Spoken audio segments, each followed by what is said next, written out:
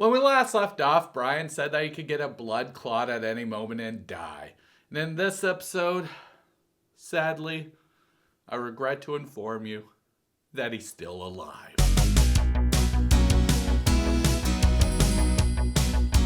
You wanna know what I think about this guy? Brian is a floppy, fish-handed, coke-addicted, greasy-faced, gift-giving, pie-eating, Latina fetishist, gaslighting, catheter, Frankenstein-looking, leprechaun-sounding, stupid, laid. Hallelujah! Where's the Tylenol? I want you to remember this sign that says the show is entirely self-shot and blah the blah. Because if it's entirely self-shot, then who the took this angle? Did he wheel out of his car quickly, set the camera up, wheel right back to his car, got in, closed it, and then got out of his car again? You could have just had your camera inside the car and it would have showed us the same exact shit, Brian. I think I have met the most perfect person for me. The most beautiful woman in the world. My granddaughter. Oh, somebody get that girl away from him. I'm getting creepy grandfather vibes. I don't know about you. So Brian starts chasing after his granddaughter.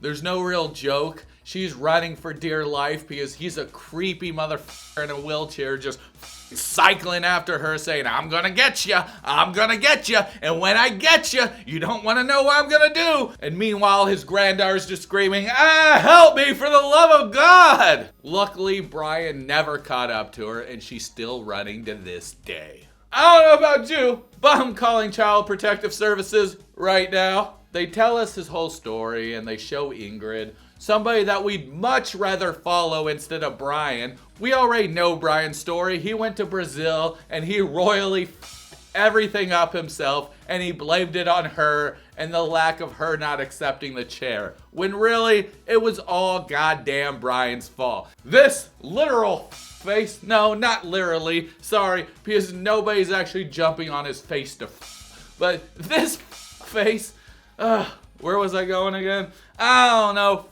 I hate him. It's so goddamn bad. I can't believe he's back. Why would y'all give this guy a platform? So during these interview sections, he's standing in front of this sign that says BM. Now you might think that stands for Brian Muniz, his name, but it actually stands for bowel movement. Which is something I don't know if he can control. I don't know if he has a bag, just how he has his little catheter. These are questions that we'll never get answers to because he does talk about his catheter all the time, but he doesn't talk about his poops. What do y'all think? Y'all think he can control his poops, or do you think he just wears diapers and just poops himself and just rolls around with turds in his pants? Comment down below. I really want to know. My confidence was shaken. Just like your dumbass legs. Look at those things. Where are you off to, man? So Brian goes to the park to meet up with his family because he wants to tell them about the new love of his life. This lady named Nazi. That's not a real name, but I don't give a shit to learn it. So from now on, it's Nazi to me. God damn! Look at those arms. It's a good thing she works out because she's going to be helping this guy nonstop with every little chore. She's probably going to be carrying him on his shoulders too. Just a whole bunch of shit that I don't even want to imagine right now. Then we see a picture of her in a wheelchair playing sports with Brian. And it makes me think, whenever she's losing, do you think she's a sore loser and says, this wheelchair, that just gets up, takes the ball from whichever crippled person has it, and just slam dunks it right over them? Listen, I'm not against people in wheelchairs. If you're in a wheelchair, I wish that you had the ability to walk. I wish everybody who's disabled or has any kind of sickness, I wish they would get way better, except for Brian. I hope that Brian's the only diseased, wheelchair-bound ever on planet Earth, and that would make me happy. Until that day, my depression will be strong. I'm going to Colombia next week. He goes to Colombia for the coke, but he stays for the women. So Brian tells his daughter how he's going to go meet up with Nathy, and you can just see it in his daughter's face. You can tell what she's thinking. She's thinking, God damn it, Brian, not this shit again, you dumb son of a bitch. You've done this to me so many times, I'm tired of worrying about you. Can't you just find a lady here, or just not find a lady at all? She knows her dad's toxic. We know her dad's toxic. Does Nathy know? He'll be all toxic, and she'll be like, I did not see that coming. If this is entirely self-shot, then who the is recording these interview sessions? Is that just Brian behind the camera like, okay, be honest? I think he approaches everything too quickly. Not that honest. Cannot forget my medical supplies. Can't forget that catheter for your dick. God. This is deja vu all over again. I wonder how long it's gonna take him to f up this time. I'm worried about not being ready for a relationship with a guy in a wheelchair. What if she's just not ready to be in a relationship, period? It's not about you or your stupid dumbass legs. It could just be that she's just not ready to devote herself to anybody, and that she might be working on herself. Have you ever thought about that shit? Not everybody needs to be in a relationship, and nobody needs to be in a relationship with you. Wish me luck. No.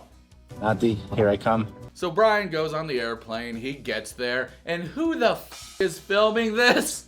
Who? I thought this was entirely self-shot. There's obviously a third person, because that camera's not on a tripod, because it's moving up and down. So, why y'all lying to us, 90 Day Diaries? Who the filming this? Did Brian hire a crew, or did he just find some random person in the airport who's just like, oh my god, I have no time, I got a busy meeting that I gotta get to, and then he runs really quick looking at his watch, and then he just runs into this guy in a wheelchair. He's like, ah, and then Brian just like, hello, can you please record this for me? No, I gotta go. It's the wheelchair, isn't it? Man, this is gonna be a huge deal if people hear that I'm discriminating a guy in a wheelchair. It's not the wheelchair. I just have a busy meeting to get to. But okay, I'll film your thing for you. Meeting with my family. I'm not sure if it's available. Brian starts being a big bitch at this moment. He's like, who wouldn't want to meet me? I'm amazing. I'm Brian. The only thing I can't do is stand. And once again, if this is entirely self-shot, then who took this angle? I'd like to think that Brian was setting up the camera on the tripod before he got out the car, and then he gets out and Will's over there, and Nathy's like, no, I can do it. And Brian's like, please, I don't need no woman. I'm an independent man. And then he places the camera there. He wheels himself back to the taxi. He gets in, all while the taxi guy's looking at his meter, not going anywhere, being like, God damn, this is a big waste of time. I got places to go. And then after this segment, they cut to the guy who showed his on national television. There's no joke there, just TLC forgot to blur his in the mirror. So, you saw everything, and then they edited it out later. We saw that microscopic peen already. I remember that. It took like 2 days before the episode became available again. That shit was hilarious. So it's the next morning, and Brian wakes up next to Nathy. He has this huge smile on his face because he knows that he was just whacking it off in bed right next to her. But we had a great night last night. That means Brian went downtown on that kitty cat. He was munching away. He was giving the Brian gift. It's the gift you can't return because he has a catheter on his and he'll pee in your mouth. Unless if you're into that sort of thing. And if you're into that sort of thing, then, you know, Brian might be a good catch for you. Nathy removes the door. I don't know. I'm not even joking. She's just carrying that door around, and it's hilarious to me. And she's only doing this because Brian's being weird and testing her. He's like, yeah, I know I can fit through the door, but I don't wanna. I want you to remove the door off the hinges just because that would humor me. And she helps him in the shower. History repeats itself. How does he shower by himself? I know there's a way. He doesn't just remove doors off hinges and has somebody carry him there, does he? No. He's just doing this because it satisfies him to see a woman working for him. Just a guess, I don't know for sure. You gotta be careful not to depend on somebody too much. You mean like what you did with Ingrid? Anyway, it's time to eat, and I'm not talking about Nazi's cat. God, look at those floppy ass fish hands gripping that cup. This dude said that his hands can't grip shit in the first episode he was in, but ever since then, we've proved him wrong time and time again. He can grip so well, he's even gripping his goddamn hands. I don't mind your wheelchair man. Look up in the sky. It's a bird. It's a plane. No, wait, there's nothing in the sky. It's just some dude willing because he's wheelchair man. We have a label of love of my life. Can y'all just start a regular relationship instead of just jumping to love of my life? Y'all aren't even boyfriend and girlfriend yet. What the f, dude? Slow the hell down. So Brian came here because he wants to have a label on this relationship. He told his mom that he wouldn't propose, but goddamn, he's saying stuff like, love of my life, my future. Come the f on, dude. You're not a catch. He's so goddamn desperate. Do women like this shit when some guy, their second time meeting in person, they're like, love of my life, my future? No, just start dating first, man. Stop trying to rush everything. What is the label?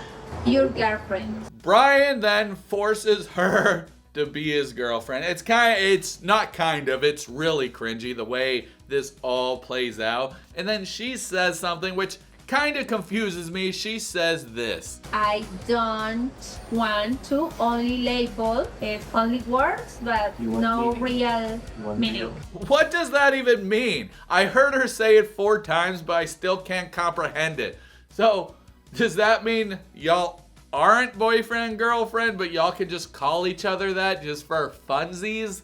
Only words, but You want no meaning. real You want meaning. meaning. Only words and no real meaning. So they aren't boyfriend and girlfriend. So Brian, you can f off with that childish smile. And what better way to end this episode than Brian and Nathy doing the E.T. at the end?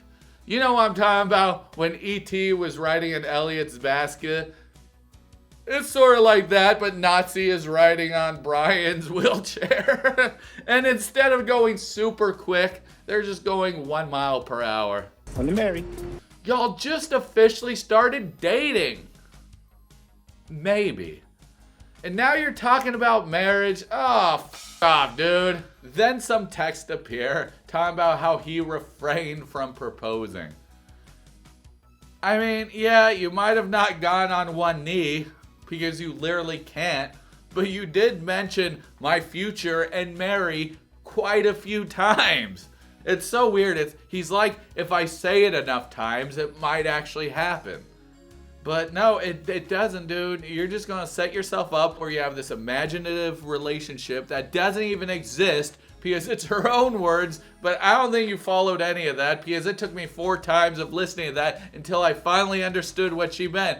There's nothing between y'all. Y'all aren't even really dating. She can still go out and have stinky hardcore catheter with any other guy in a wheelchair.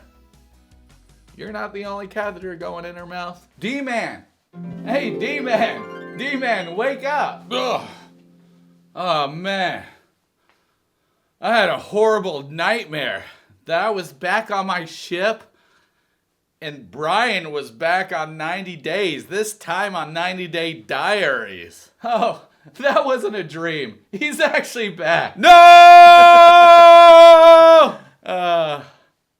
Love that guy.